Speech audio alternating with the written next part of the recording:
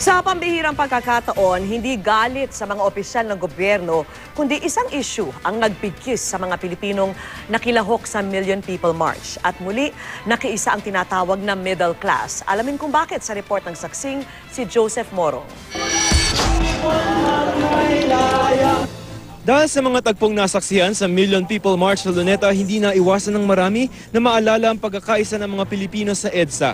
Una, noong 1986, sa 2 beses pang muli noong 2001. Si Sister Aura Simon, isa sa mga dumalo sa 1986 People Power Revolution, nagbalik lansangan kanina. May passion kasi noon, kasi isa yung gusto nating patalsikin noon. At yon nga ay gusto nating magkaroon ng pagbabago. Pero hindi tulad noon ang pagtitipon kanina, hindi pagkontra sa sino mang personalidad. Walang pinapatalsik na Marcos o Erap o Gloria. Ang binabatikos at hinihiling na mabasura ang sistema ng paggamit ng pork barrel na naaabuso para makarating umano sa bulsa ng iilan ang pondo ng gobyerno. Sa unang pagkakataon, isyu ang nagbigkis sa mga Pilipino sa sinasabing kauna-unahan ring malaking protesta sa panahon ni Pangulong Noynoy Aquino. Naiba rin ng bahagya ang teknolohiyang kaagapay sa pagtatawag ng pagkakaisa. Social media ang katumbas ng radyo noong 1986 at ng text brigade noong 2001. Nabuo ang Million People March sa Facebook post na ito ng singer at composer na si Ito Rapadas. Naramdaman ko lang is that palagay ko everyone cares about the country. Nakarating ito sa kaibigang si Pichi Ralion sa Britanya na unay picnic lamang ang mungkahi.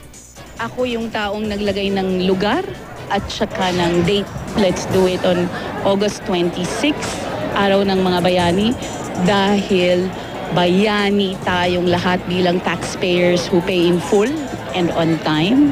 Tapos gawin natin sa Luneta dahil public park ang Luneta. Walang pwedeng magsabi sa atin na umalis. Hanggang kanina, tuloy ang pagkalat sa social media ng mga hashtag kaugnay sa pagtitipon. Kabilang ang Million People March at scrap pork na nag-trending worldwide. Sa internet din, idinaan ng ilang Pilipinong hacker ang panawagang i-abolish ang pork barrel. Nang i-device nila ang mahigit 30 website ng gobyerno kabilang na sa Optical Media Board at ng ating embahada sa Italia. Pero tulad sa mga naunang pagtitipon sa EDSA at iba sa mga karaniwang protesta kalsada, malaking bahagi ng nasasabing tagumpay ng Million People March ang muling pakikisa ng middle class. Public school teacher po ako. Self-employed, taxpayer. Salesperson po. Businesswoman from San Pedro, Laguna. Right here, right now. This is the rise of the thinking class. Iba na ang Pilipino ngayon. You may fool us once too many, really, but you cannot fool us anymore. Silang mga walang tax exemption ang naniningil sa kung saan napunta ang kinaltas na buwis ng gobyerno. They can trigger the change and they can develop the momentum. Magandang bagay pero sana raw hindi minsan lamang. Yan ang problem ng middle class actually. Kaya nga usually hindi tahimik yan politically kasi napaka self-centered. Ako si Joseph Morong, ang inyong saksi.